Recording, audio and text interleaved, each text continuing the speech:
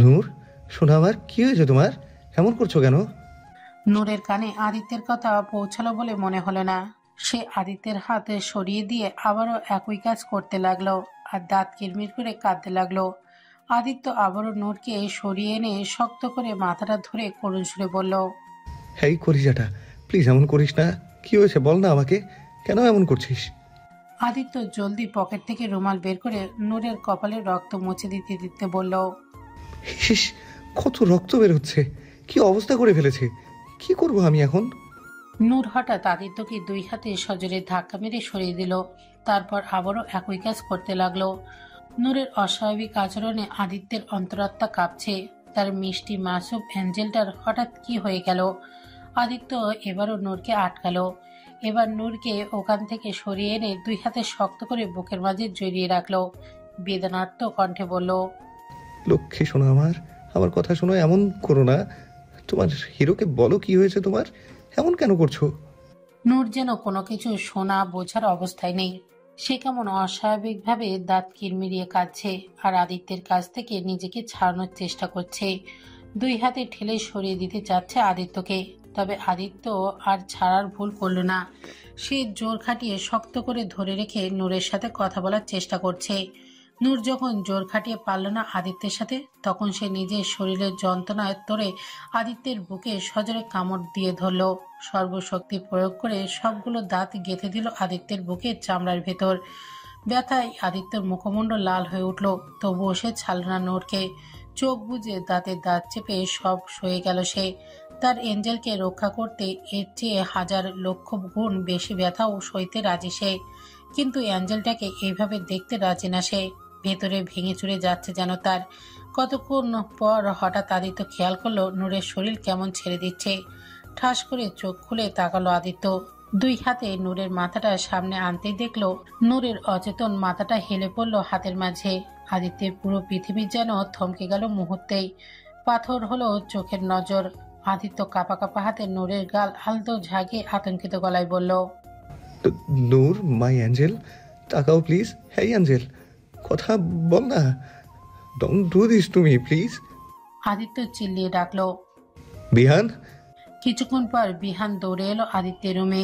এসে ওদের এভাবে দেখে বলল, কি হয়েছে আদি? আদিত্য বিহানের দিকে তাকিয়ে করুণ ধরা গলায় বলল, বিহান, নূর, আবার নূর, দেখ না আমার অ্যাঞ্জেলটার কি হয়ে গেছে, কথা বলছে না কেন ও? বিহান আদিত্যের অবস্থা বুঝতে পেরে বলল, আদি, চিন্তা করিস না, আমি এক্ষুনি ডাক্তার ডাকতেছি, কিছু হবে না ভাবির, একদম চিন্তা করিস না। ডাক্তার নূরের চেক আপ করছে, কপালে ব্যান্ডেজ করে দিয়েছে। আদিত্য নূরের মাথার পাশেই বসে আছে।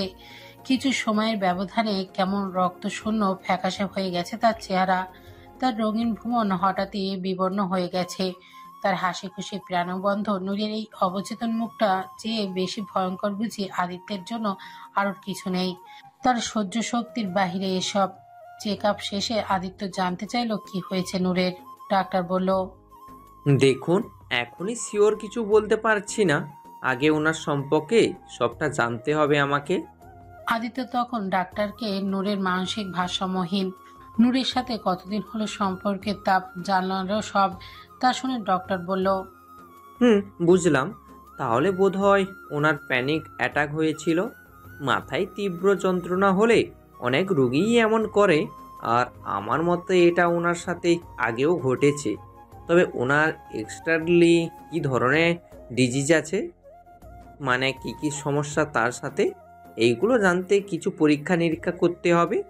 আপাতত আমি ইঞ্জেকশন দিয়ে দিয়েছি, কিছুক্ষণ পরেই জ্ঞান ফিরবে। আপনি এক কাজ করুন, ওনাকে নিয়ে হসপিটালে আসুন, তারপর ভালো করে পরীক্ষা নিরীক্ষা করে বোঝা যাবে সমস্যা কি।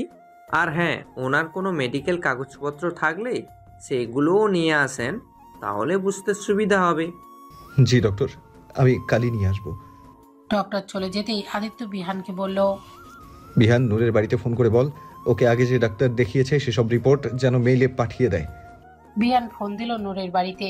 তাদের সাথে কথা শেষ করে আদিত্য বলল, আরে ওরা তো কোনো ভাবিরে ডাক্তারে দেখা নাই কা, তাহলে কাগজপত্র কই থেকে পাইব? রাগ হলো ভীষণ আদিত্যের। কেমন লোকেরা, মেয়েকে আজ পর্যন্ত কোনো ডাক্তার দেখানো জরুরি মনে করেনি। তাও এমন অ্যাটাক জেনেও। তাদের কি বলবো? আমার নিজেরই তো নূরকে ডাক্তার দেখানোর কথা মাথায় আসেনি এখনো। হয়তো নূরের মাঝেও কোনো কমতি পায়নি, তাই নূর যেমন তেমনই সবার থেকে ভালো, তাই হয়তো ডাক্তারের কথা খেয়াল আসেনি ওর মাথায়। তবে এই ভুল আর করলো না সে। কালই নূরকে নিয়ে যাবে হসপিটালে, তাকে সুস্থ করে তুলবে সে। নূরের সামান্যতম কষ্ট সে রাখবে না, পুরোপুরি সুস্থ স্বাভাবিক করার চেষ্টা করবে সে। অন্ধকার রাস্তায় হাঁটছে হিয়া। গার্মেন্টস থেকে বের হতে হতে অনেক দেরি হয়ে গেছে আজ। ওভারটাইম করেছিল সে। টাকার অনেক প্রয়োজন যে তার, না হলে বাবার হার্টের অপারেশন করাবে কিভাবে? সে ছাড়া আর কে বা আছে? কিন্তু এই রাস্তাটা মোটেও ভালো না। যত মদখোর গাঁজাখোরের আড্ডা হয় এই রাস্তার মোড়ে। তাই তো ভয় হচ্ছে হিয়ার। যদিও সে মুখে ওড়না পেঁচিয়ে মুখ ঢেকে বের হয়, শুধু চোখ দেখা যায়। তবে মানুষরূপী হায়নাদের কাছে সুরক্ষা পাওয়ার জন্য এই উপায় খুব একটা কার্যকরী নয়। এই সমাজে মেয়ে মানুষের স্বাধীনভাবে চলা যে খুব কঠিন, তাই এই 2 বছরে খুব হাড়ে হাড়ে টের পেয়েছে হিয়া। ভয়ে ভয়ে খুব দ্রুত পা ফেলে রাস্তাটা পার হতে চাচ্ছে সে। বাসায় যাওয়ার জন্য যে এই রাস্তা ছাড়া আর কোনো রাস্তাও নেই, তাই এই রাস্তা দিয়েই যেতে হবে। মনে মনে দোয়া দূরত পড়তে পড়তে দ্রুত পা ফেলে যেতে লাগলো হিয়া। তবে শেষ পর্যন্ত শেষ রক্ষা হলো না বুঝি। যে ভয় পাচ্ছিল সেটাই হলো। 4-5টা বগাটে মদখোরের চোখে পড়ে গেল হিয়া। রাস্তার পাশে আড্ডা দিচ্ছে তারা। হিয়ার যাওয়া দেখে এগিয়ে আসতে নেয় ওর দিকে, নানান রকম কুরুচিপূর্ণ কথা বলতে থাকে। হিয়া ভয়ে আটকে ওঠে, মনে সাহস জুগিয়ে প্রায় দৌড়ের মতো করে হাঁটতে থাকে সে। তবে কাজ হয় না। বদমাইশগুলো তার পিছু নেয়, তাকে ধরতে উদ্যত হয়।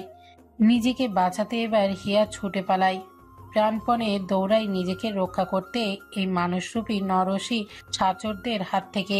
বদমাইশগুলোও দৌড়ায় হিয়াকে ধরতে। হিয়া জান হাতে নিয়ে দৌড়াচ্ছে আর মনে মনে আল্লাহর কাছে দোয়া চাইছে তাকে যেন এই বিপদ থেকে রক্ষা করে। একবার পেছনে তাকিয়ে বদমাইশগুলোকে দেখছে, আবার সামনে তাকিয়ে দৌড়াচ্ছে। এইভাবে পেছনে তাকিয়ে দৌড়াতে গিয়ে হঠাৎ সামনে থেকে আসা কারোর সাথে ধাক্কা খেল সে। মাথা গিয়ে ঠেকলো সামনের ব্যক্তিটার বুকে, আর হাত দুটো পড়ল আগন্তুকের 2 কাঁধে। হাঁপাতে হাঁপাতে ভয়ে জর্জরিত, ঘামে ভেজা মুখ আর লাল চোখ দুটো তুলে তাকালো ওপরে। দেখতে পেল এক যুবকের প্রশ্নবিদ্ধ দৃষ্টি, যা হঠাৎই কেমন বিস্ময় আর একাগ্রতা পরিবর্তন হয়ে গেল। অপলক দৃষ্টি যেন। হিয়া ডুবতি নদীতে যেন বাঁচার এক টুকরো অবলম্বনের আশা করলো। হয়তো এই লোকটা তাকে বাঁচাতে পারে। এই ভাবনায় পড়ে একটুখানি আশায় উন্মোচন হলো। হিয়া হাঁপাতে হাঁপাতে করুণ মিনতি সুরে বলল, প্লিজ বাঁচান আমাকে। এই বদমাশগুলো আমার ক্ষতি করতে চাই। প্লিজ দয়া করে সাহায্য করুন আমার। হিয়ার কথায় বিহানের ঘোর কাটলো। আদিত্যের দেয়া একটা কাজে এদিকে এসেছিল বিহান। রাস্তায় হঠাৎ মেয়েটির সাথে এভাবে ধাক্কা লাগায় প্রথমে অনেকটা অপ্রস্তুত হয়ে যায় সে। বিহান মেহেলি ব্যাপারে অনেকটা সাই স্বভাবের, মেয়েদের থেকে সবসময় 10 হাত দূরে থাকে। তাই এইভাবে একটা মেয়ের সাথে হঠাৎ ধাক্কায় সে ভীষণ অপ্রস্তুত হয়ে পড়ে। তবে মেয়েটা যখন দৃষ্টি তুলে তাকালো তার পানে, তখন এই চোখের অতলে যেন সহসায় ডুবে গেল সে। ভুলে গেল সকল ক্রিয়াকলাপ। এই ডাগর ডাগর আঁখি, ভয়াত্মক চাহনি, ভেজা চোখের পাপড়িগুলো সব যেন কোমত্ব সিন্ধু। বিহান হুঁশারায় সহসায়। অজানা কোনো অনুভূতি নাড়া লাগে তার ঘুমন্ত হৃদয়ের দুয়ারে। তবে মেয়েটির কথায় ঘোর কাটে তার। ভুরু কপাল কুঁচকে ঘাড় বাঁকিয়ে তীক্ষ্ণ দৃষ্টিতে মেয়েটির পেছনে ছুটে আসা লোকগুলোর দিকে তাকায় সে। বুঝতে পারে ঘটনার সারমর্ম। বদমাইশগুলো ততক্ষণে হিয়ার পেছনে এসে দাঁড়িয়ে গেছে। একজন বিহানের উদ্দেশ্যে বলল, ওই স্যামরা, বাঁচতে চাইলে মেয়েটাকে রেখে যা, ফুট এখান থেকে, না হলে ফালতু হাত পা ভাঙা যাবে। বিহান যেন চরম এক মজার কৌতুক শোনালো এইমাত্র। হাসতে মন চাইলো খুব করে, তবে আপাতত নিজের হাসি দমিয়ে রেখে মুখে অসহায় একটা ভাব আনলো। নরম গলায় বলল, না না ভাইয়েরা, আমার মারেন না, আর ওনার সাথেও কিছু করেন না। দেখেন ভাইয়েরা, এটা করণ ঠিক না, এটা ভালো কাজ না, বেচারিরে যাইতে দেন। বলতে বলতে হিয়াকে পাশ কাটিয়ে ছেলেগুলো সামনে গিয়ে দাঁড়ালো বিহান। বিহানের কথায় ছেলেগুলো হো হো করে হাসতে লাগলো। বিহান তখন হিয়ার অগোচরে প্যান্টের 2 পকেটে গুজে রাখা পিস্তল কিছু অংশ বের করে দেখালো ছেলেগুলোকে। হাসি মুহূর্তেই থেমে গেল তাদের। ভয় ছেয়ে গেল সবার চোখে। বিহান চোখের ইশারায় বলল যত দ্রুত সম্ভব এখান থেকে চলে যেতে। ছেলেগুলো নিজের জানের ভয়ে পালালো ওখান থেকে। হিয়া কিছুটা অবাক হলেও আপাতত তার মান রক্ষা পেয়েছে, এটাতেই জানে পানি এলো তার। হিয়া বিহানের সামনে গিয়ে কৃতজ্ঞতা প্রকাশ করে বলল, কি বলে যে ধন্যবাদ দেব জানা নেই, আপনি আমার প্রাণে বাঁচালেন। আর না না, আমি কি করলাম? আসলে ওনারা নিজেদের ভুল বুঝতে পেরেছে তো, তাই নিজে থেকেই চলে গেছে। সে যাই হোক, হয়েছে তো আপনার কারণেই। আমার জন্যে তো আপনিই আজকে আমার রক্ষাকারী। আপনার এই উপকার আমি কখনো ভুলবো না। বিহান অপলক দৃষ্টিতে তাকিয়ে মনে মনে বলল, কখনো ভুলার দরকারও নেই, এই উচিলায় না হয় আমাকে একটু মনে করবেন। তারপর বলল, আচ্ছা চলুন, আপনাকে আপনার বাসা পর্যন্ত পৌঁছাই দিচ্ছি। এদের কোনো বর্ষা নাইকা। জি। দুজন পাশাপাশি হাঁটতে লাগলো। বিহানের খুব ইচ্ছা করছে আবারও মেয়েটির চোখ দুটো দেখতে, কিন্তু এভাবে সরাসরি তাকানোর শোভনীয় না। হাঁটতে হাঁটতে বিহান বলল, আমার নাম বিয়ান। মেয়েটিও আস্তে করে বলল, আমার নাম হিয়া, গার্মেন্টসে চাকরি করি। মেয়েটির কণ্ঠ সুন্দর, কেমন নতুন এক আবহাওয়া কাজ করছে বিহানের মাঝে, যা আগে কখনো হয়নি। কিছুক্ষণের মধ্যেই ওরা হিয়ার বাড়ির সামনে চলে আসে। হিয়া বলে, আমার বাসা চলে এসেছি। আবারও অনেক ধন্যবাদ আপনাকে, আসি এখন। বিহানের খুব বলতে ইচ্ছা হলো আবার কি কখনো দেখা করতে পারবো, তবে তা আর বলা হলো না। হিয়া চলে গেল বাসার ভেতর। বিহান তাকিয়ে রইল সেই পানে। এ কোন মায়ের টানে জড়ালো সে? এসব তো তার জন্য না, তবে কেন এই মোহ এলো তার জীবনে? নূরকে নিয়ে হসপিটালে এসেছে আদিত্য। ডাক্তারের দেওয়া পরীক্ষা নিরীক্ষাগুলো করেছে, এখন রিপোর্ট দেখছে ডক্টর। আদিত্য চিন্তিত ভারাক্রান্ত মুখে বসে আছে। ভয় হচ্ছে তার এঞ্জেলের রিপোর্ট যেন খারাপ কিছু না আসে। নূর পাশে বসে আছে। অবুঝ নূরের মাঝে নেই কোনো চিন্তা আর ভাবনার ছাপ।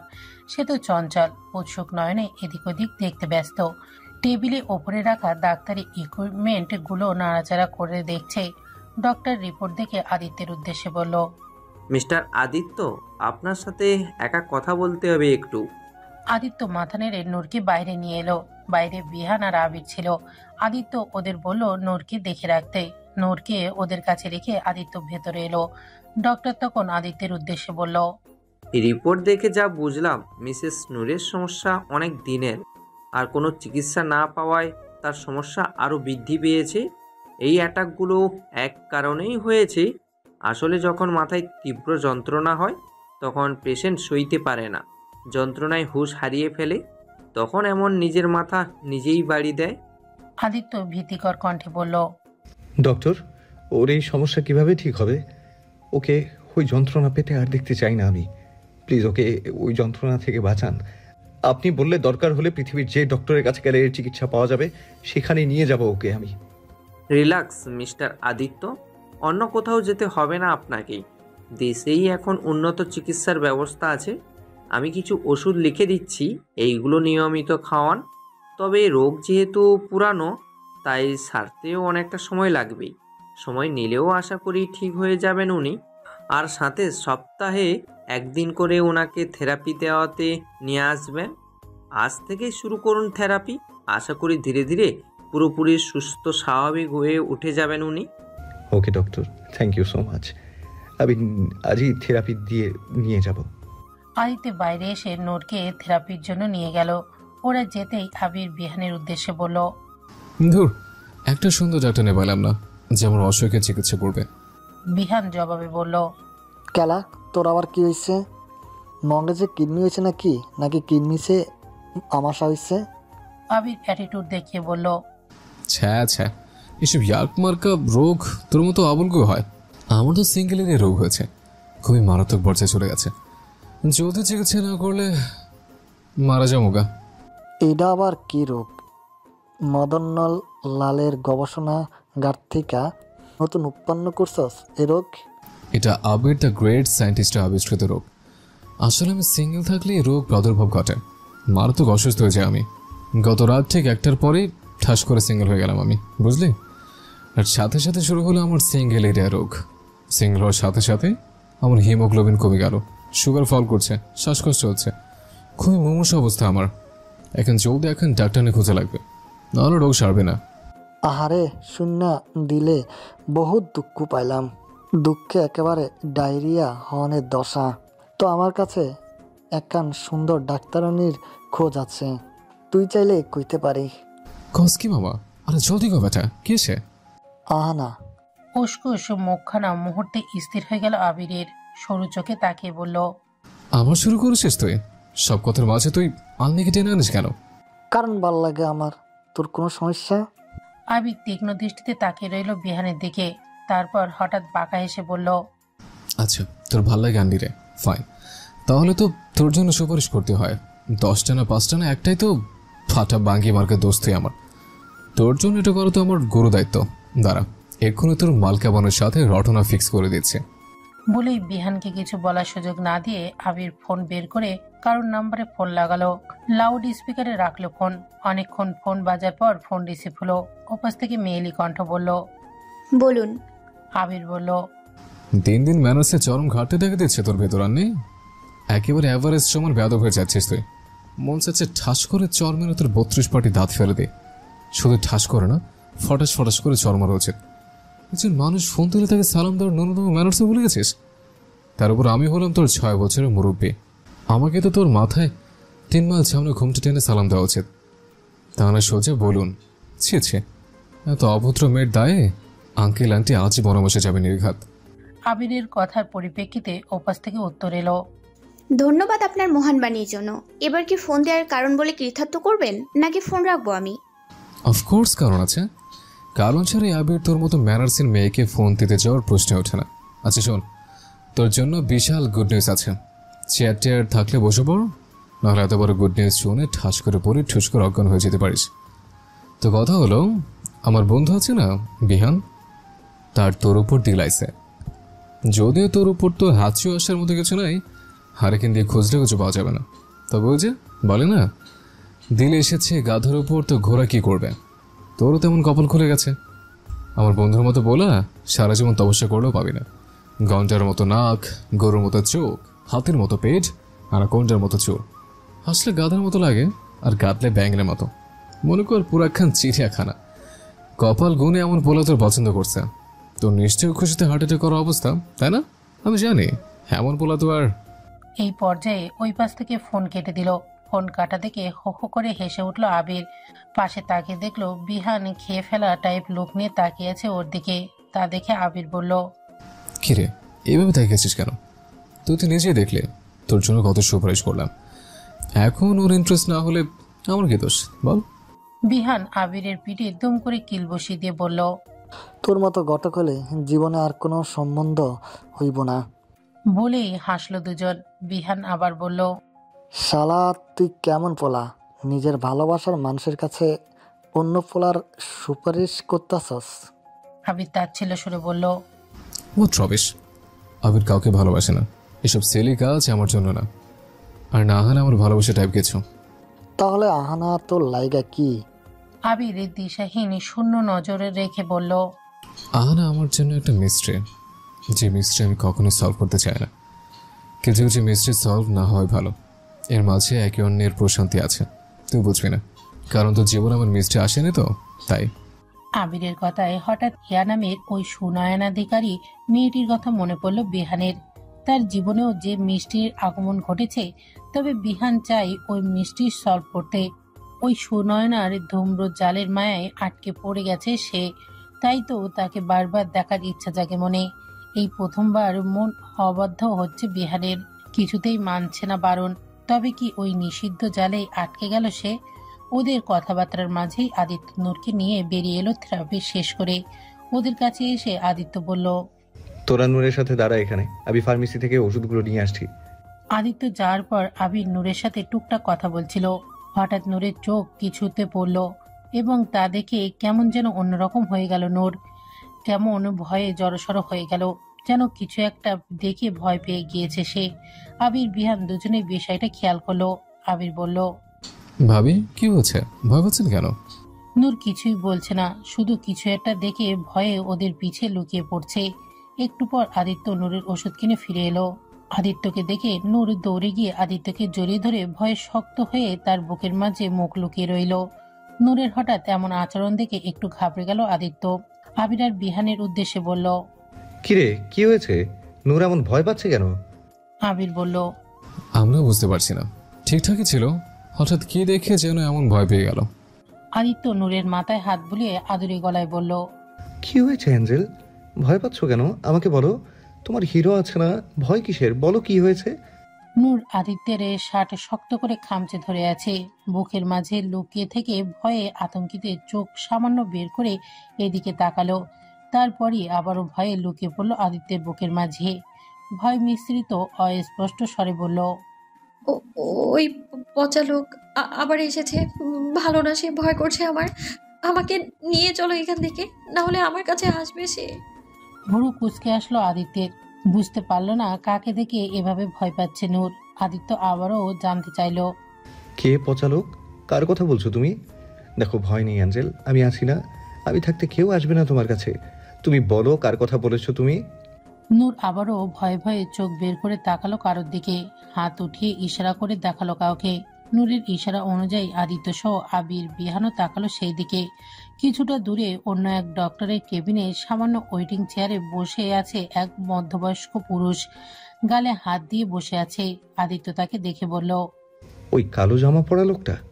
নূর আবারও আদিত্যের বুকে মুখ লুকিয়ে মাথা ঝাঁকিয়ে বোঝালো ওই লোকটাই। আদিত্য বলল, ওই লোকটাকে ভয় পাচ্ছ কেন? ওনাকে চেনো তুমি? নূর মুখ লোকানো অবস্থায় ভয়ত কণ্ঠে বলল, হ্যাঁ চিনি, আমাদের গ্রামের বাড়ি, পাশের বাড়ি।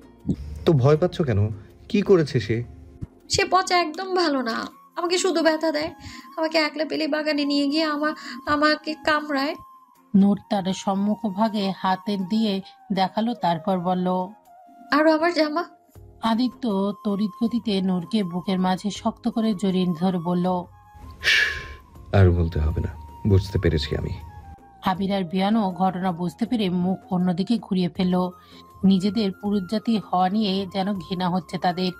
আদিত্যের মুখমণ্ডল তৎক্ষণাৎ রক্তিম বর্ণ ধারণ করে, যেন দাবানল টকবকি উপচে পড়ছে। কপালের রগ ফুলে হয়েছে নীল। ক্রুদ্ধ হিংস্র চোখে নজর ওই জঘন্য লোকটার উপর। আদিত্যের এমন ভয়াবহ অগ্নিমূর্তি রূপ দেখে বিহান আবির দুজনেই ঘাবড়ে গেল। কারণ তারা বুঝে গেছে এই লোকটাকে কোনো কিছুর বিনিময়ে আজ বাঁচানো যাবে না আদিত্যের হাতে খুন হওয়া থেকে। বিহান আদিত্যের কাছে গিয়ে বলল, দেখ আদি, এটা হসপিটাল, এখানে কিছু করলে ধরা খেয়া যাবি। আমরা পরে ওরে উঠাইয়া নিমু। আদিত্য ক্ষিপ্ত চোখে বিহানের দিকে তাকিয়ে বলল, Do you think I care all this? I will not spare this bastard for a second. He have to die right now. এবার আবির এগিয়ে এসে বলল, কি বলছে ছেড়ে দিতে? ও শাস্তি পাবে, তবে মৃত্যুর জন্য সহজ শাস্তি। আর তাছাড়া ও যার সাথে অন্যায় করেছে শাস্তিও সেই দিবে। ভাবি ওকে শাস্তি দিবে। মানে কি বলতে চাচ্ছিস তুই? আবির রহস্যময় হেসে বলল। এখনই বুঝতে পারবি। তারপর নূরের উদ্দেশ্যে বলল, চলো ভাবি, আজ আমরা ডক্টর খেলবো। আবির একটা ওয়ার্ড বয়কে ডাক দিল। তার পকেটে টাকার বান্ডিল গুজি দিয়ে কি করতে হবে বুঝিয়ে দিল। অপারেশন থিয়েটারে বেডে হাত পা বাঁধা অবস্থায় শোয়ানো হয়েছে লোকটাকে। আবির বিহান ডাক্তারিদের সার্জারি অ্যাপ্রোন আর মাস্ক পরে এগিয়ে এলো লোকটির সামনে। লোকটা ভীতু গলায় বলল, ডাক্তার সাহেব, আমার এখানে আনছেন কে? আমার তো খালি দাঁতে ব্যথা, তার জন্য অপারেশন থিয়েটারে আনছেন কে? আবির বলে উঠল, দেখুন মিস্টার বিটিভি, আপনার পরীক্ষা নিরীক্ষা করে ধরা পড়েছে যে আপনার দাঁতের ভাইরাস ধীরে ধীরে আপনার পুরো শরীরে ছড়িয়ে পড়েছে। সেই ভাইরাস থেকে আপনার দি কোস্টা ফিকোস্টা, the Justin Bieber, the Lady Gaga, the Joe Biden নামক ভয়াবহ রোগ হয়েছে। এতে আপনার কিডনি, লিভার, ফুসফুস, নাড়িভুঁড়ি সব বুঝে গেছে। তাই আপনার সব কিছু অপারেশন করতে হবে। লোকটা ভীতু কণ্ঠে বলল, কি কোনে এগুলা? এখন রোগের নাম তো জীবনেও শুনি নাই, কিন্তু আমরা তো সব ঠিকই আছে। আবির ধমক দিয়ে বলল, চুপ, যেটা আমি না আপনি। আমি বলেছি রোগ হয়েছে মানে হয়েছে। এখন চুপচাপ শুয়ে থাকুন, আমাদের বড় ম্যাডাম এসে আপনার অপারেশন করবে। নূরও সার্জারির অ্যাপ্রন আর মাস্ক পরে দাঁড়িয়ে আছে, তবে যেতে ভয় পাচ্ছে লোকটির সামনে। আদিত্য নূরকে সাহস দিয়ে বলল, যাও অ্যাঞ্জেল, কোনো ভয় নেই। তোমার না ডাক্তার খেলার ইচ্ছে, যাও ইচ্ছে মতো খেলো আজ, কেউ ঠেকাবে না। ওই পচা লোকটার সাথে যা খুশি করো, কেউ বাধা দিবে না তোমাকে। আমি আছি না তোমার পাশে, কোনো ভয় নেই, যাও। নূর সাহস পেয়ে এগিয়ে গেল অপারেশনের বেডের কাছে। ডাক্তার ডাক্তার খেলতে তার খুব ইচ্ছে ছিল, আজ পূরণ হবে ইচ্ছে। নূর আসতেই আবির বলল, তো বলুন ডাক্তার সাহেব, প্রথমে কোত্থেকে শুরু করব? আই থিঙ্ক সব সমস্যার উৎপত্তি দাঁত থেকে হয়েছে, তাই সবার প্রথমে দাঁতের অপারেশন করতে হবে। নূর বলল, হ্যাঁ ঠিক বলেছ, প্রথমে আমরা দাঁত তুলবো। বিহান বিশাল বড় বড় লোহার স্ক্রুড্রাইভার, চেলাইরেন্স আর প্লাস এগিয়ে দিল নূরের দিকে। তা দেখে লোকটা ভয়ে চোখ বড় বড় করে বলল, এগুলো কি আনতেছেন? দাঁত তুলবেন নাকি গাড়ির স্ক্রু খুলবেন? আর আগে বেহুশ করবেন না? আবির বলল, আসলে আমাদের বেহুশ করা ডাক্তার ভুলে নিজেকে ইঞ্জেকশন দিয়ে বেহুশ করে ফেলেছেন, তাই বেহুশ ছাড়াই কাজ চালাতে হবে। আরে আপনি ফ্রি ডাক্তার শিখে যাচ্ছেন, এতে তো আপনার খুশি হওয়া উচিত। এখন চুপচাপ আমাদের কাজ করতে দিন। বিহান, ওনার মুখ হা করে ধরো। বিহান লোকটার মুখ খুলে ধরল। নূর বিশাল একটা প্লাস নিয়ে লোকটার একটা দাঁত ধরে টেনে তুলে ফেলল। ব্যথায় লোকটা গগনবিতারী এক আর্তনাদ করে উঠল। আবির বলল, ডাক্তার সাহেব, আপনি তো ভুলতে তুলেছেন, সমস্যা অন্য দাঁতে। ঠিক আছে, ওটাও তুলে ফেলছি। এই বলে নূর আরেকটা দাঁতও একইভাবে টেনে তুলে ফেলল। লোকটা আবারও আর্তনাদ করে উঠল। তবে নূরের ভীষণ মজা লাগছে। সে উৎসাহী কণ্ঠে বলল, এবার কোনটা ফেলবো? আবির বলল, ভাবি নিচেরটা ফেলেন। বিহান বলল, আহানা ভাবি এই কোণারটা ফেলেন, একেবারে বিশ্রী গন্ধ। নূর বলে উঠল, আচ্ছা এক কাজ করি, আমরা রামসাম করি, শেষে যেটা আসবে সেটাই তুলবো। গুড আইডিয়া ভাবি, তাই করেন। নূর লোকটা দাঁতের উপর আঙুল দিয়ে একটা একটা করে বলতে লাগলো, রামসাম যদু মধু। এমন করতে করতে শেষে যেটা এলো সেই দাঁতটা তুলে ফেললো। এভাবে এক এক করে লোকটা সব দাঁত তুলে ফেললো। লোকটা ব্যথা সইতে না পেরে একসময় জ্ঞান হারিয়ে ফেললো। আবির বলল, আরে অপারেশন তো এখনো বাকি আছে, আর তার আগেই বেশ হয়ে গেল। নূর বলল, থাক, আজকের মতো খেলা হয়ে গেছে, আর খেলবো না। ঠিক আছে ভাবি, আপনি যান, এর বাকি অপারেশন আমরা করব। নূর অ্যাপ্রন মাস্ক খুলে এগিয়ে গেল আদিত্যের কাছে। আদিত্যের দুই হাতে নূরের মুখটা আগলে ধরে বলল, খুশি হয়েছে তো অ্যাঞ্জেল? আর ভয় নেই তো? নূর খুশি মনে বলল, হ্যাঁ অনেক খুশি, অনেক মজা লেগেছে আজকে। নূর দুই হাত দুই দিকে ছড়িয়ে দিয়ে বলল, তুমি এতগুলো ভালোই হিরো। আদিত্য মুচকি এসে নূরের কপালে চুমুকে বুকে জড়িয়ে নিয়ে বলল, আমার অ্যাঞ্জেলটা যে এত ভালো, তাই তো হিরোও ভালো। আমার অ্যাঞ্জেলকে কেউ আর কষ্ট দিতে পারবে না। এর মাঝে 2 সপ্তাহ পার হয়ে গেছে। নূরের নিয়মিত ট্রিটমেন্ট আর থেরাপি চলছে। খুব বেশি পরিবর্তন না হলেও কিছুটা উপকার দেখা যাচ্ছে। যেমন নূরের আর অ্যাটাক আসেনি, আর খাওয়া দাওয়ার প্রতিও একটু রুচিশীল হয়েছে। আগে তো খেতেই চাইতো না সে। আদিত্য নূরের শারীরিক ট্রিটমেন্টের সাথে সাথে তাকে বাহিক নলেজও ট্রেনিং দিচ্ছে। বাসায় রোজ নূরকে পড়াতে বসায় সে। আদিত্য বুঝতে পেরেছে নূরকে যেখানে ওর বাবা মা চিকিৎসা করানোই জরুরি মনে করেনি, সেখানে পড়ালেখা তো প্রশ্নই আসে না। তাই আদিত্য যতটুকু পারে নূরকে শিক্ষিত করার চেষ্টা করছে, যাতে সমাজে চলার মতো হয় সে। তবে দুষ্টু নূরকে পড়াতে নিলে আদিত্যের নাজেহাল অবস্থা হয়ে যায়।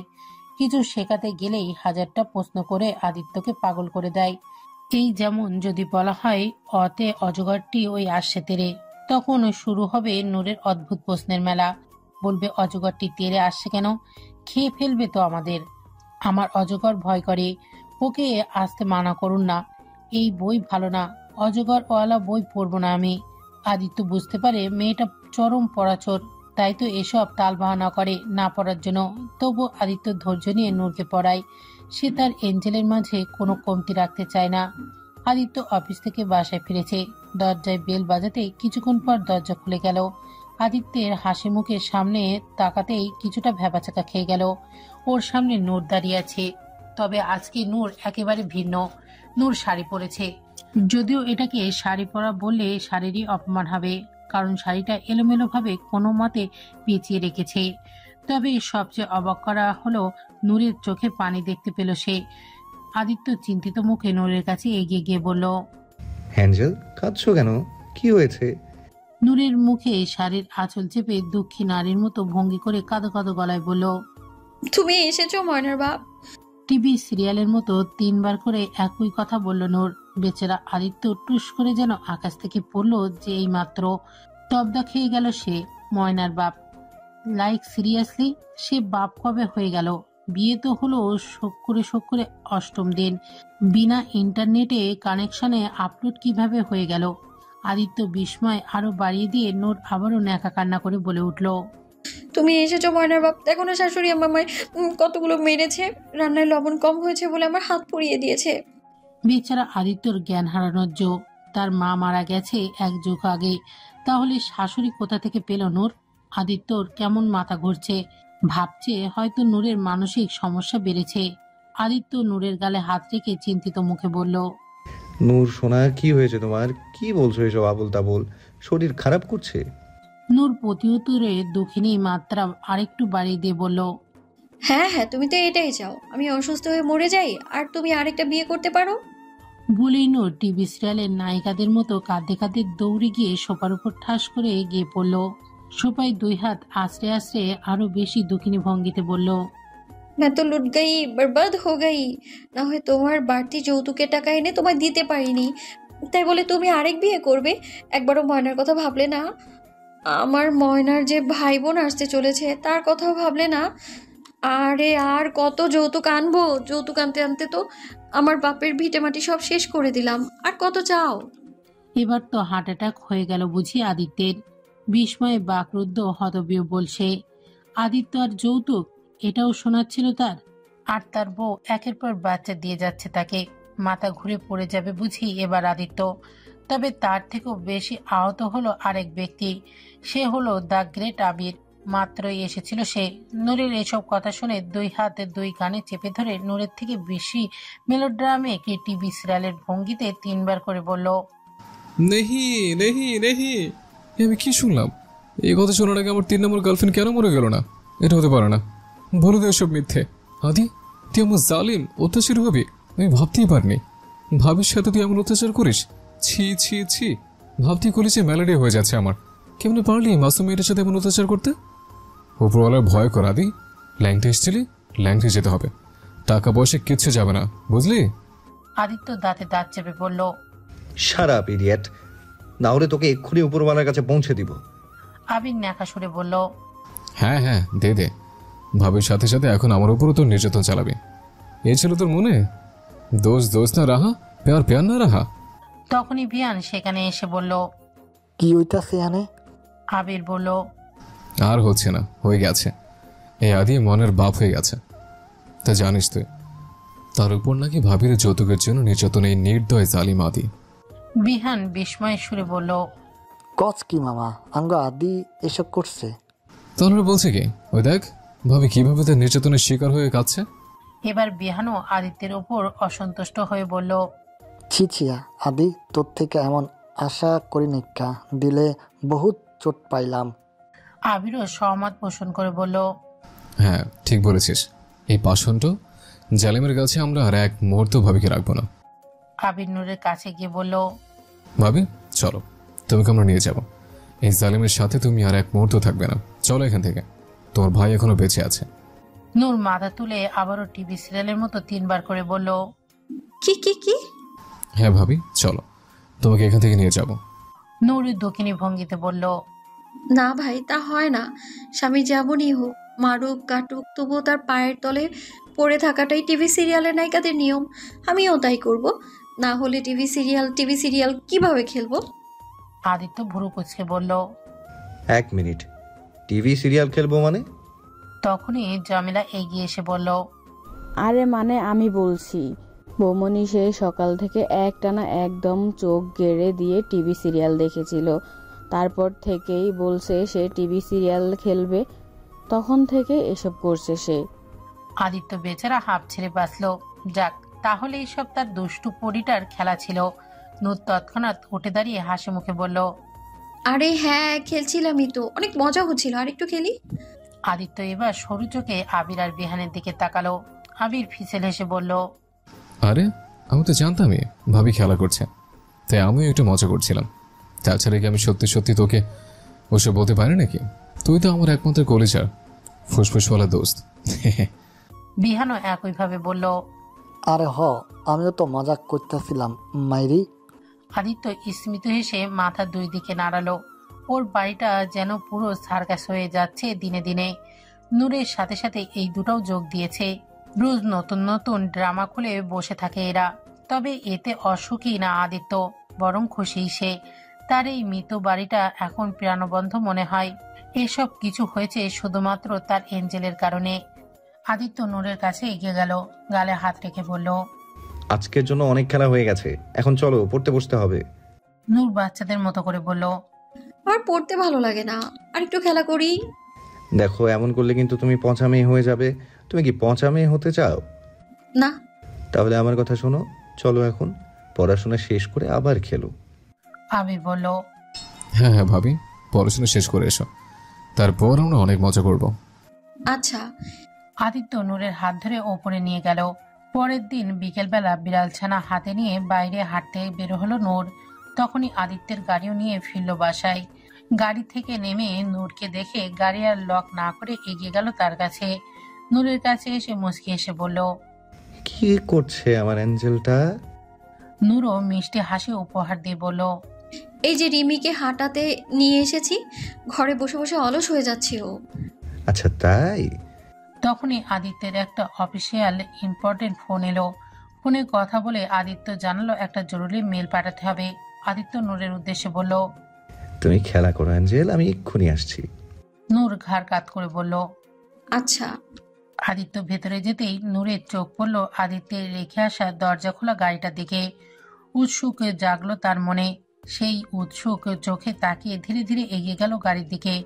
নূর একসময় গাড়ির কাছে এসে দাঁড়ালো, চোখ পিটপিট করে কৌতূহলী দৃষ্টিতে তাকিয়ে রইল গাড়ির ড্রাইভিং সিটের দিকে।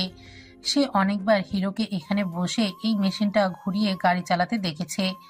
তারও খুব ইচ্ছে ভু ভু করে গাড়ি চালানো। আজকে সেও গাড়ি চালাবে, অনেক মজা হবে। নূর বিড়ালছানাকে নিচে নামিয়ে রেখে গাড়ির ড্রাইভিং সিটে বসলো। গাড়ি স্টিয়ারিং ঘুরিয়ে ঘুরিয়ে মুখে ভু ভু শব্দ করতে লাগলো নূর। কিন্তু গাড়ি তো সেভাবে চলছে না যেভাবে হিরো চালায়। নূরের মজা হচ্ছে না। নূর এদিক ওদিক তাকিয়ে নানান বাটন টিপতে লাগলো। এভাবে একসময় চাপ লেগে গাড়ির ইঞ্জিন চালু হয়ে গেল। গাড়ি এগোতে লাগলো সামনের দিকে। এবার নূরের মজা লাগছে। নূর স্টিয়ারিং ঘুরিয়ে ঘুরিয়ে খেলতে লাগলো। মজা পেয়ে হাসছে সে। গাড়ির লনের মাঝে এলোমেলো ঘুরছে শুধু। বিষয়টা দেখে গার্ডগুলোর খটকা লাগলো। তারা ভালো করে খেয়াল করে দেখলো গাড়িতে নূর বসে আছে। এটা দেখে ঘাবড়ে গেল। বুঝতে পারলো কত বড় দুর্ঘটনা হতে চলেছে। তারা জোরে জোরে ম্যাডাম ম্যাডাম বলে ডাকতে লাগলো, কিন্তু নূর তার মতো গাড়ি নিয়ে খেলিয়ে যাচ্ছে। গার্ডরা সিচুয়েশন কন্ট্রোল করতে না পেরে এবার জোরে জোরে আদিত্যকে ডাকতে লাগলো। আদিত্য স্টাডি রুমের কম্পিউটার থেকে মেল পাঠাচ্ছিল। বাইরে থেকে হইচয়ের আওয়াজ শুনে ভ্রু কুঁচকে আসে তার। কি হয়েছে দেখতে বাইরে বেরিয়ে আসে সে, এবং বাইরে এসে যা দেখে তাতে পায়ের নিচ থেকে মাটি সরে যায় তার। মুহূর্তের মাঝে থমকে যায় যেন তার পৃথিবী। চোখে মুখে ছড়িয়ে পড়ে তীব্র আতঙ্ক। তার প্রাণভোমরার সাথে বড় রকমের দুর্ঘটনা হওয়ার আতঙ্ক। যে দুর্ঘটনা আদিত্যের অন্তরাত্মা কাঁপছে। আদিত্য দেখলো নূরের গাড়ি সামনে সুইমিং পুলের দিকে এগোচ্ছে। আর একটু এগোলেই গাড়ি পুলের মাঝে পড়ে যাবে। আদিত্য পাগলের মতো ছুটলো গাড়ির দিকে। নূর তখনও আপন মন খুশি মতো গাড়ি চালানোর মজা নিচ্ছে। আদিত্য নূরের গাড়ি থামাতে দৌড়ে ছুটলো তার কাছে। চিল্লে ডাকতে থাকলো নূরকে, নূর, এ কি করছো তুমি? গাড়ি বন্ধ করো, ওই লাল বাটনটা চাপ দাও। কিন্তু নূর গাড়ির ভেতর থেকে কিছু শুনতে পাচ্ছে না। আদিত্য নূরের গাড়ি থামাতে ওর গাড়ির সামনে আসতে চাইলো, কিন্তু নূর এলোমেলো ভাবে স্টিয়ারিং ঘোরানোতে ঠিক মতো যেতেই পারলো না গাড়ির কাছে। বিহানও ততক্ষণে চলে এসেছে। সেও এসব দেখে ভীষণ ঘাবড়ে গেল। আদিত্য নূর দুজনের জন্যই চিন্তা হচ্ছে, কারণ আদিত্য নূরকে বাঁচাতে গিয়ে নিজে গাড়ির সামনে চলে গেছে। বিহানও কোনোভাবে চেষ্টা করছে গাড়িকে থামানোর, কিন্তু এই মুহূর্তে ভেতর থেকে ছাড়া গাড়ি বন্ধ করা যাবে না। আদিত্য গাড়ি ধরতে যাচ্ছে, কিন্তু নূর এলোমেলো স্টিয়ারিং ঘোরাতে সে ধরতে গিয়েও বারবার মুখ থুবড়ে পড়ে যাচ্ছে। পুড়ে হাত পায়ে অনেক জায়গায় ব্যথা পেয়ে ছিলেও যাচ্ছে। তবে তাতে বিন্দুমাত্র ভ্রুক্ষেপ নেই আদিত্যর। তার জান তো আটকে আছে নূরের মাঝে। যে করেই হোক নূরকে বাঁচাতে হবে তাকে, না হলে সে যে নিঃস্ব হয়ে যাবে। নূরের কিছু হয়ে গেলে বাঁচবে কি করে সে? নিজের ওপর তীব্র রাগ হচ্ছে তার, এতটা যে নিজেকে গুলি করে দিতে ইচ্ছে করছে। সে কিভাবে এতটা বেখেয়ালি হয়ে গেল? গাড়ি লক করে আসলে এমনটা হতো না, তার জানটা আজ এভাবে ভয়ঙ্কর অবস্থায় পৌঁছাতো না। গাড়ি প্রায় পুলের কাছে চলে এসেছে। আদিত্যের হৃৎপিণ্ড চিপে আসছে তার প্রাণ ভোমরার কিছু হয়ে যাওয়ার ভয়ে। আদিত্য এবার সুযোগ বুঝে লাফ দিয়ে গাড়ির উপর, গাড়ির ছাদের উঠে সজোরে ঘুষি মেরে গাড়ির জানালার কাঁচ ভাঙলো। তাতে হাতও কেটে গেল তার। কাঁচ ভেঙে গাড়ির ভেতরে হাত ঢুকে গাড়ির ইঞ্জিন বন্ধ করলো। গাড়িও বন্ধ হলে দেহে প্রাণ ফিরে পাওয়ার মতো নিঃশ্বাস ছাড়লো আদিত্য। গাড়ির উপরে মাথা ঠেকিয়ে দম ছাড়লো সে। আত্মাটা যেন গলায় আটকে গিয়েছিল তার। হঠাৎই রাগ হলো ভীষণ। আদিত্য গাড়ি থেকে নেমে গাড়ির দরজা খুলে নূরের হাত টেনে বের করলো গাড়ি থেকে। আদিত্যর এভাবে কাজ ভাঙায় নূর এমনিতেই ভয়ে চুপসে আছে। তার উপর আদিত্য নূরকে বের করে রাগে তার দিকে হাত তুলতে নিল। ভয়ে চোখ মুখ খিচে বন্ধ করে আবারও ভয়ে জড়সড় হয়ে গেল নূর। রাগের বশে হাত তুললেও সেই হাত নূরের গায়ে লাগলো না। হাত মুষ্টি করে রাগে গাড়ির ভাঙা কাছে আবারও ঘুষি মারল আদিত্য। রাগী সুরে ধমকে উঠে বলল, পাগল হয়ে গেছো তুমি? কি করছিলে এসব? হ্যাঁ, সবকিছু তোমার কাছে খেলা। এখন কি হতে পারতো তুমি জানো, ইডিয়েট? বিহান সেখানে দৌড়ে এসে আদিত্যকে শান্ত করার উদ্দেশ্যে বলল, শান্ত আদি, ভাবি কি আর এসব বুঝে? কেন বুঝবে না? কেন বুঝবে না? ওর কিছু হয়ে গেলে আমি কি করতাম? আমি আচ্ছা শান্ত হ, ভাবি ভয় পেতেছে, দেখছস তো? বিহান জমিলাকে ইশারায় নূরকে নিয়ে যেতে বলল। জমিলা এসে নিয়ে গেল নূরকে। বিহান আদিত্যর হাতের অবস্থা দেখে জলদি ফার্স্ট এড বক্স এনে ওর হাত পরিষ্কার করে ব্যান্ডেজ করে দিল। কিছুক্ষণ পর যখন একটু শান্ত হলো তখন তীব্র অপরাধবোধ জাগলো তার। তখন চিন্তায় মাথায় নূরকে কিভাবে বকে দিল সে। ভুল তো ওরও ছিল, গাড়ি খোলা না রাখলে তো আর এসব হতো না। তাহলে শুধু শুধু অ্যাঞ্জেলটাকে ওভাবে রাগ দেখালাম? কিভাবে ভুলে গেলাম ও তো আর দুটো মানুষের মতো স্বাভাবিক বুদ্ধিমত্তা না। মেয়েটা নিশ্চয় ভয় পেয়ে গেছে।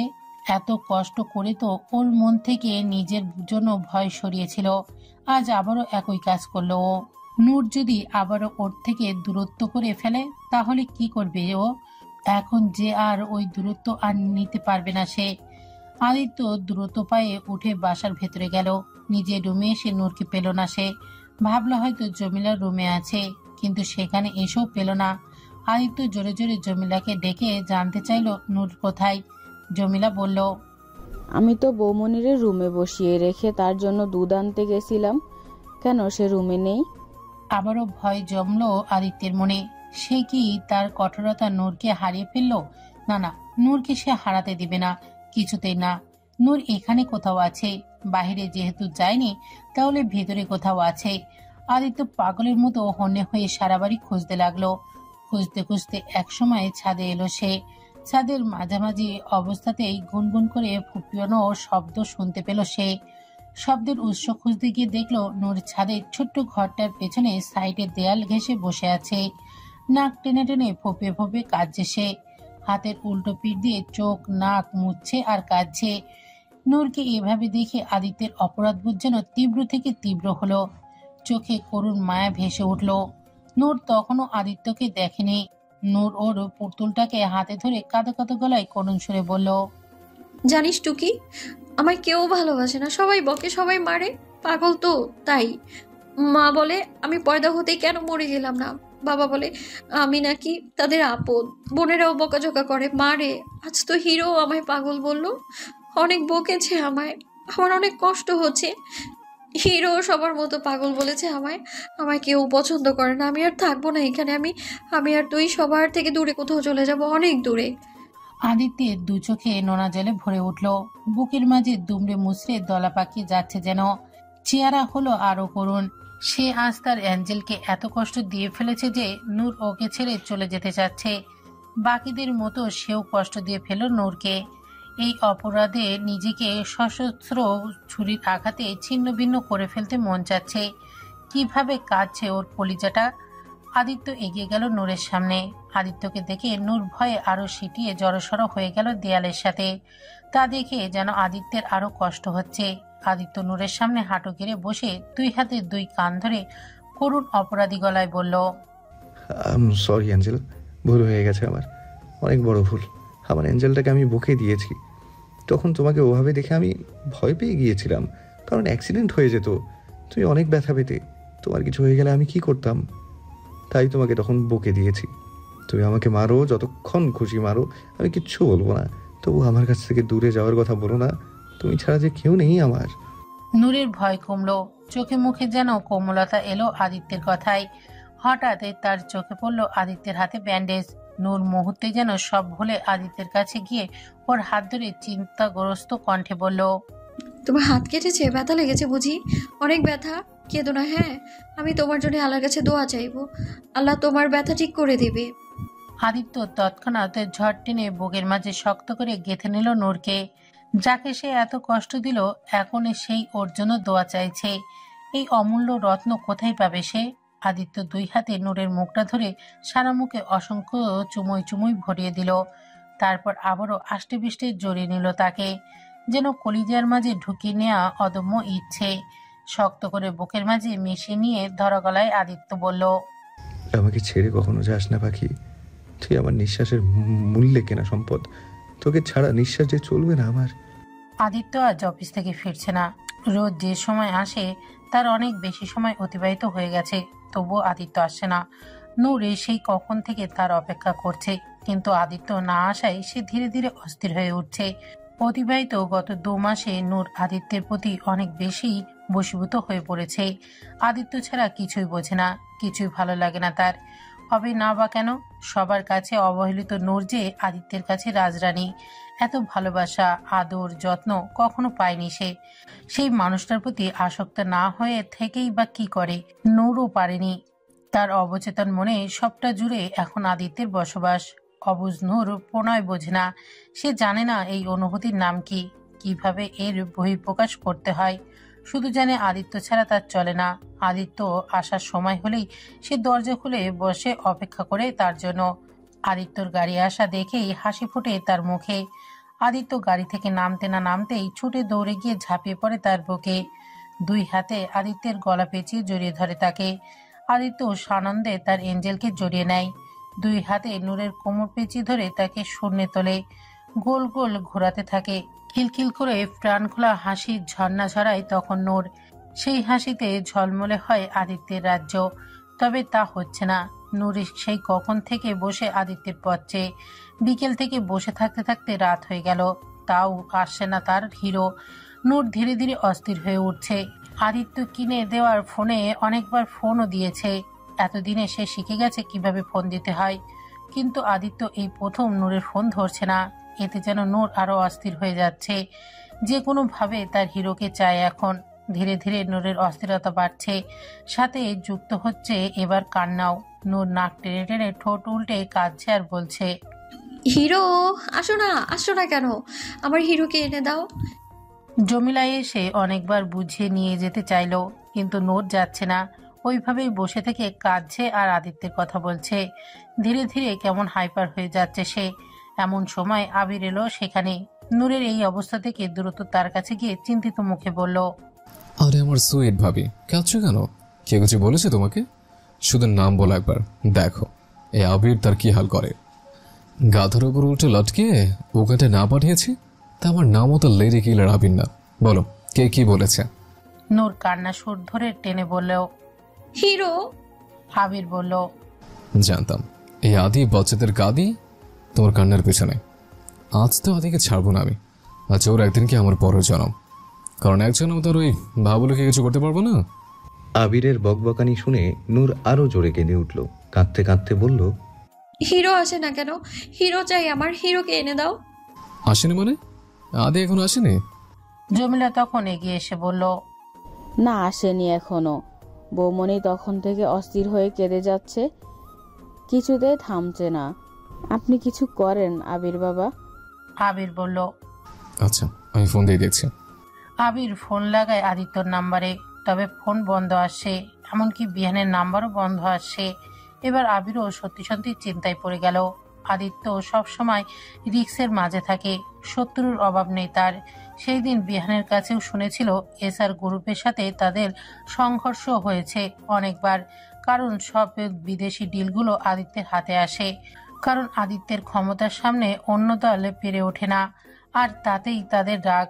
এই রাগের জেরে আদিত্যের উপর প্রাণঘাতী হামলাও করার চেষ্টা করেছে অনেকবার, যদিও তা বিফলে গেছে।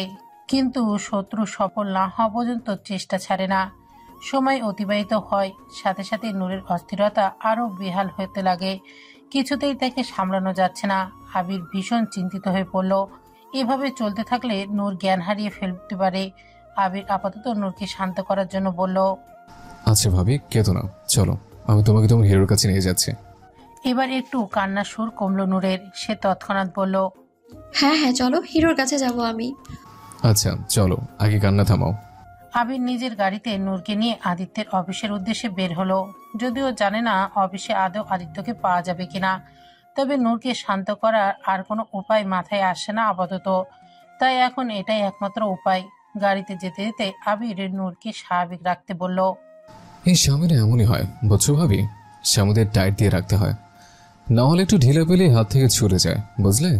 আজকে পেলে একেবারে টাইট দিয়ে রাখবে, যাতে ঢিলা না হয়। নূর কি বুঝলো কে জানে, সে বিস্ময়কর চোখ করে বলল, ও তাই বুঝি। আর বলছো কি তাহলে? বুদ্ধিমান বৌদের আসল কাজটাই এটা। আমার কথা মনে রাখবে, বুঝছো? মিনিট 30 পর আদিত্যের অফিসে এসে পৌঁছালো ওরা। আবির নূরকে নিয়ে অফিসের ভেতরে ঢুকলো। ভেতরে রিসেপশনের মেয়েটির কাছে গিয়ে বাঁকা হেসে বলল, হেই বিউটিফুল, টেল মি, আদি ভেতরে আছে? মেয়েটি জবাবে বলল, জি স্যার আছে, তবে এখন তার কাছে যাওয়া যাবে না। স্যারের একটা ইম্পর্টেন্ট সিক্রেট মিটিং চলছে, কাউকে সেখানে যেতে বা ডাকতে নিষেধ করেছে। আবির রিসেপশনের ডেস্কের উপরে হাত রেখে মেয়েটির দিকে ঝুঁকে ফ্ল্যাটিং ভঙ্গিতে বলল, I like secret meeting. I think তোমার আমারও সিক্রেট মিটিং করা উচিত। It's very important, you know, it's good for health also. এতে সিঙ্গেল এরিয়া রোগ সেরে যায়, আর বেশি বেশি সিক্রেট মিটিং করলে শরীরে ভিটামিনের ঘাটতিও পূরণ হয়। আবিরের ফ্ল্যাটিং এর মাঝে নূর পেছন থেকে ভেতরের দিকে চলে যায়। কিছু দূর এগোতেই আদিত্যকে দেখতে পেল সে। কাঁচের দেয়ালে ঘেরা রুমটার ভেতরে দাঁড়িয়ে হাত নাড়িয়ে কথা বলছে সে। তাকে দেখেই নূরের ঠোঁটে যেন কাঙ্ক্ষিত হাসি ফুটল। নূর দিক বেদিক না দেখে ছুটে আদিত্যের কাছে দৌড়ে ছুটে গিয়ে দরজা ঠেলে ভেতরে ঢুকে কোনো কিছু না ভেবেই সোজা গিয়ে আদিত্যকে জড়িয়ে ধরল। দুই হাত আদিত্যের পিঠে জড়িয়ে ধরে বুকে মাথা রেখে কাঁদো কাঁদো গলায় নূর বলল, তুমি কোথায় চলে গিয়েছিলে হিরো? আসছিলে না কেন বাসায়? আমি সেই কখন থেকে তোমার জন্য অপেক্ষা করছিলাম। তুমি আসো না কেন? নূরের কষ্ট হচ্ছিল, অনেক কষ্ট। আদিত্য মিটিংয়ে ছিল। সামনের মিটিংয়ে সব মানুষ বসে আছে। এমতো অবস্থায় নূর এভাবে হুট করে চলে আসায় আদিত্য প্রথমে অনেকটাই অবাক হয়ে যায়। মিটিংয়ের লোকগুলো হতবাক দৃষ্টিতে তাকিয়ে থাকে ওদের দিকে। বিহানও একটু থতমত খেয়ে যায়। তবে আদিত্য বুঝলো নূর ওকে না পেয়ে অস্থির হয়ে গেছে, তাই এখন তার নূর ছাড়া অন্য কিছু ভাবার সময় নেই। আদিত্য নূরকে এক হাতে জড়িয়ে নিয়ে মিটিংয়ের সদস্যদের উদ্দেশ্য করে বলল, sorry gentleman's, the meeting is over নাও। বলেই আদিত্য নূরকে নিয়ে মিটিং রুম থেকে বেরিয়ে গেল। বিহান সিচুয়েশন বুঝে সবাইকে বুঝিয়ে বলার চেষ্টা করলো। আদিত্য নূরকে নিয়ে নিজের কেবিনে এলো। নূর তখনও আদিত্যকে শক্ত করে ধরে আছে আর ফুপিয়ে যাচ্ছে। আদিত্য দুই হাতে নূরের মুখটা সামনে ধরে আদুরে গলায় বলল, হেই অ্যাঞ্জেল সোনা, কাঁদছো কেন? এই দেখো আমি এখানেই আছি, তোমার কাছে। নূর নাক টেনে বাচ্চাদের মতো ফোপাতে ফোপাতে বলল, তুমি আসোনি কেন? নূরে কষ্ট হচ্ছিল তো, এতগুলো কষ্ট হচ্ছিল। এই যে এইখানটায় ব্যথা হচ্ছিল অনেক, জানো? আদিত্য মায়াময় দৃষ্টিতে তাকিয়ে রইল নূরের মুখ পানে। তার এঞ্জেল তাকে ফিল করতে শুরু করেছে। তাকে না পেয়ে ব্যাকুল হচ্ছে। এ যেন পরম প্রাপ্তির সমাহার আদিত্যের জীবনে। আদিত্য কণ্ডরত নূরের কপালে কপাল ঠেকিয়ে প্রাপ্তিময় হেসে বলল, তাই আমাকে না পেয়ে কষ্ট হচ্ছিল তোমার? হ্যাঁ হচ্ছিল তো অনেক। ওই যে মগনলালের বড় ভুঁড়িওয়ালা পেটের চেয়েও বেশি কষ্ট হচ্ছিল, জানো? হাসলো আদিত্য। তার এঞ্জেলটা সত্যিই জাদুর কাঠি। মুহূর্তেই তাকে খুশিতে ভরিয়ে দেয়। এই যে এতক্ষণ টেনশনে ছিল, তার শত্রুপক্ষ তাদের ক্ষতি করার জন্য নতুন নতুন চাল চালছে। আদিত্যর বিজনেসের ক্ষতি করার চেষ্টা করছে। এইসব নিয়েই মিটিং চলছিল। আদিত্যর বিশ্বস্ত পার্টনারদের সাথে সিক্রেট মিটিং চলছিল। এই কারণে সেফটির উদ্দেশ্যে ফোনটাও বন্ধ ছিল সবার। তবে নূর আসতেই তার সব টেনশন যেন মুহূর্তেই গায়েব হয়ে গেছে। এখন তার মন মস্তিষ্ক জুড়ে খুশিময় প্রশান্তির ছায়া। আদিত্য নূরকে পাজা কোলে তুলে নিয়ে ওর কেবিনে নিজের আসনে বসিয়ে দিল। তারপর নিজে নূরের সামনে হাঁটু গেড়ে বসলো। নূরের দুই হাত নিজের হাতের মাঝে নিয়ে চুমু খায় তাতে। নূরের দুই হাত নিজের দুই গালে চেপে ধরে আদুরে অপরাধী সুরে বলল, হিরোর অনেক বড় ভুল হয়ে গেছে। হিরো অনেকগুলো সরি অ্যাঞ্জেল, আর কখনো এমন ভুল হবে না। কখনো আমার অ্যাঞ্জেলকে কষ্ট দিব না। এবার কান্না বন্ধ করো প্লিজ, তাহলে একটা জাদু দেখাবো তোমাকে। নূর এবার চোখ বড় বড় করে কৌতূহলী কণ্ঠে বলল, জাদু? কি জাদু বলো না? এক্ষুনি দেখাচ্ছি। আদিত্য উঠে দাঁড়িয়ে ওর গদি চেয়ারে জোরে একটা ঠেলা দিল। সাথে সাথে এই চেয়ারটাই গোল গোল ঘুরতে লাগলো। তা দেখে বিস্ময়ে আনন্দিত হয়ে গেল নূর। আদিত্য বারবার ঘোরাতে লাগলো, আর নূর বিস্ময়ে আনন্দে খিলখিল করে হাসির ঝর্ণা ঝরাতে লাগলো। খুব উপভোগ করছে সে এই জাদুটা। তার হাসির ঝর্ণাধারায় ভিজছে আদিত্যের হৃদয় রাজ্য। মুখ নামিয়ে এক হাতে নূরের কান নিচে রেখে তার কপালে পরম ভালোবাসার চুমু খেয়ে বলল, আমার জাদুর ময়না পাখিটা। হঠাৎ দরজায় কড়া পড়ল। আদিত্য উঠে দাঁড়িয়ে বলল, কাবিন। দরজা ঠেলে ভেতরে এলো অফিসের এক ফিমেল কর্মচারী। আদিত্যের উদ্দেশ্যে বলল, স্যার, এই ফাইলে আপনার সিগনেচার লাগতো। এটা হলেই মেল সাবমিট করে আমি চলে যেতে পারতাম। ওকে, আসুন। মেয়েটি এগিয়ে গিয়ে আদিত্যকে ফাইল দিল। আদিত্য ফাইল চেক করছে আর ফাঁকে ফাঁকে নূরকে দেখছে। নূর আপন মনে চেয়ারে ঘুরছে। আদিত্য ফাইল দেখা শেষে সিগনেচার করে মেয়েটিকে দিয়ে বলল, নিন, সময় অনেক হয়ে গেছে, আপনি এখন বাসায় যেতে পারেন। Okay sir. মেয়েটি ফিরে যাওয়ার জন্য ঘুরে দাঁড়াতেই ফ্লোরে কার্পেটের সাথে তার হিল বেঁধে গিয়ে পড়ে যেতে নিল সে। আচমকায় এমন হয় মানবিকতার মনোভাবে আদিত্য মেয়েটিকে পড়ে যাওয়া থেকে বাঁচাতে তার দুই কাঁধে পেছনে হাত ঠেকিয়ে তাকে বাঁচালো। মেয়েটিকে দাঁড় করিয়ে দিয়ে বলল, ইউ ওকে? জি স্যার, সরি। It's okay. মেয়েটি চলে যেতে চাইলে আরো একটা সমস্যা হলো। মেয়েটির কিছু চুল আদিত্যের শার্টের বোতামের সাথে পেঁচিয়ে গেছে, যার দরুন চুলের টান লেগে আবারও আদিত্যের দিকে আসতে হলো তাকে। দ্রুত ভয়ে ভয়ে আদিত্য বোতাম থেকে চুল ছাড়ানোর চেষ্টা করলো সে। এতে মেয়েটাকে আদিত্যের অনেকটাই কাছাকাছি গিয়ে দাঁড়াতে হচ্ছে। আদিত্যর কিছুটা অস্বস্তি আর বিরক্তি বোধও করছে, কিন্তু মেয়েটাকে কিছু বলা রুড হবে বলে বলছে না, কারণ মেয়েটা ইচ্ছাকৃত তো আর কিছু করেনি। চুল খুলে বাজেভাবে পেঁচিয়ে গেছে। মেয়েটাকে আদিত্যর বুকের ওপর ঝুঁকে তা ছাড়াতে হচ্ছে। নূর নিজের মতোই চেয়ার ঘোরার মজা নিচ্ছিল, কিন্তু হঠাৎ তার নজর যায় আদিত্যের দিকে। পিছন থেকে দেখে মনে হচ্ছে মেয়েটি আদিত্যকে জড়িয়ে ধরে আছে। নূরের কেমন যেন লাগলো হঠাৎ। এই চেয়ার ঘোরার আর মজা লাগছে না মোটেও। তার ভেতরে হঠাৎ কেমন রাগের উৎপত্তি হয়ে উঠল। অবুঝ নূর এই রাগের কারণ জানে না, শুধু জানে মেয়েটিকে তার হিরোর সাথে দেখে ভীষণ পরিমাণে রাগ হচ্ছে, জ্বলনও হচ্ছে তার। সে কেন তার হিরোকে ধরল, এটাতে তার রাগ। মেয়েটা চুল ছাড়িয়ে নিয়েছে প্রায়, তখনই নূর চেয়ার ছেড়ে উঠে দাঁড়ালো। তিনি ওদের সামনে গিয়ে দুই হাতে সজোরে ধাক্কা দিয়ে মেয়েটাকে ফেলে দিল। আচমকা এমন কাণ্ডে আদিত্য আর মেয়েটি দুজনেই হতভম্ব। মেয়েটিকে ধাক্কা দিয়ে সরিয়ে দিয়ে নূর আদিত্যকে শক্ত করে জড়িয়ে ধরে মেয়েটার দিকে চোখ মুখ কুচকে তাকিয়ে বাচ্চাদের মতো রাগী সুরে বলল, আমার হিরোকে ধরলে কেন? পচা মেয়ে, একদম আমার হিরোকে ধরবে না। আমার হিরোকে শুধু আমি ধরবো। হিরো শুধু আমার হিরো। যাও এখান থেকে, পচা মেয়ে কোথাকার। আদিত্যের হৃদয় মনে যেন এক প্রবল প্রাপ্তির আলোড়ন সৃষ্টি করলো, কারণ সে বুঝতে পারল নূর জেলাস ফিল করছে। অন্য মেয়েকে তার পাশে সহ্য করতে পারছে না। তার মানে নূরের অবুঝ মন তাকে নিজের করে নিয়েছে। এই যেন জীবনের শ্রেষ্ঠ প্রাপ্তি আদিত্যর। এত খুশি কিভাবে সামলাবে সে?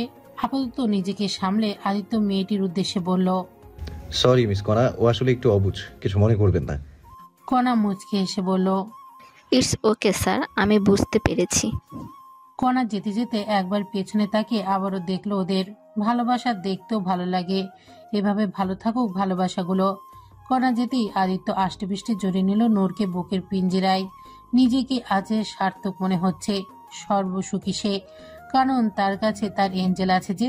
আদিত্য খুশিতে নূরকে পাজাগুলা তুলে নিয়ে গোল গোল ঘোরাতে লাগলো আর হাসতে লাগলো।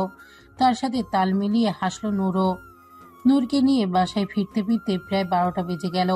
আসার সময় বাইরে খেয়ে এসেছে সবাই। গাড়িতে নূর ঘুমো ঘুমো ভাব দেখে আদিত্য নূরকে কোলে নিয়েই রুমে এলো। নূরকে বিছানায় শুয়ে দিয়ে আদিত্য ড্রেসিং টেবিলের সামনে গিয়ে হাতের ঘড়ি খুলছিল।